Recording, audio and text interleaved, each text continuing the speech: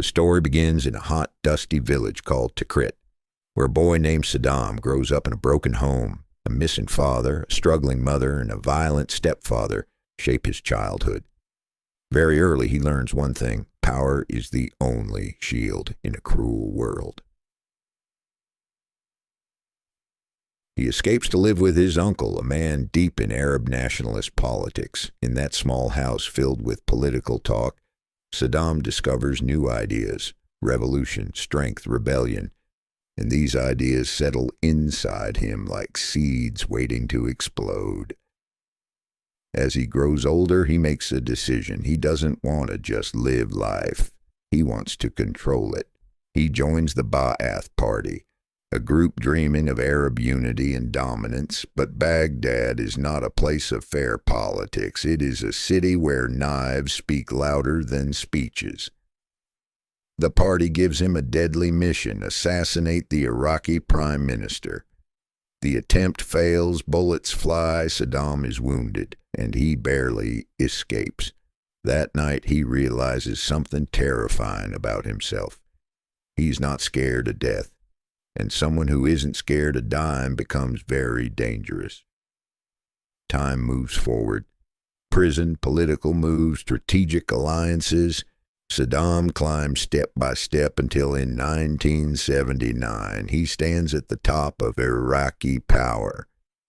In a dramatic government meeting, he reads out the names of traitors, and they are taken away one by one. No mercy. That moment announces to the world that a new and ruthless leader has arrived. Once in charge, he tightens his grip on Iraq. Media, police, army, everything bends to his will. Some people fear him, others admire him because he builds highways, schools, bridges, and huge national projects. He dreams of turning Iraq into the strongest power in the Middle East. Then comes 1980. Saddam sees chaos in post-revolution Iran and believes he can strike fast and win easily. But what he expects to last weeks becomes an 8-year war. Cities crumble, millions suffer, and chemical weapons leave permanent scars on his legacy. When the war ends, no one wins, except destruction. Iraq is wounded, but Saddam's hunger for control grows stronger. In 1990, desperate for money, he invades Kuwait. He thinks the world will stay silent. Instead, the world unites against him. The U.S.-led coalition strikes hard. And in weeks, Iraq's army collapses. Saddam remains in power, but his global image turns into that of a villain.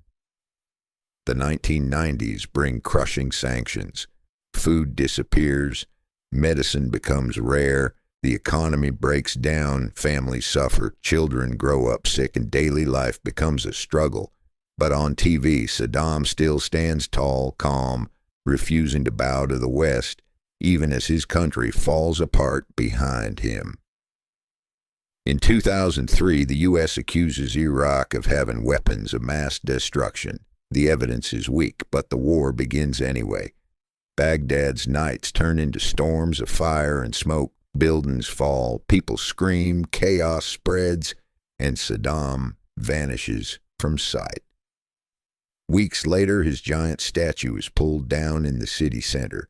Cameras from around the world capture the moment, an entire era collapsing as the metal figure crashes to the ground.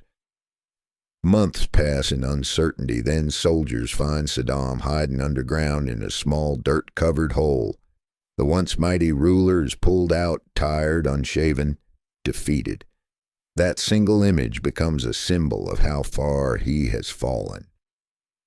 His trial begins, filled with accusations of killings, torture, and crimes against humanity. Saddam, still unshaken, claims he was Iraq's president, not a criminal. His voice is steady, but the world has already judged him. In 2006, his story ends at the gallows. No battlefield glory, no dramatic escape, just a quiet final moment that closes the chapter of a man who ruled with iron and fire. But the end of Saddam does not bring peace. Iraq breaks even further.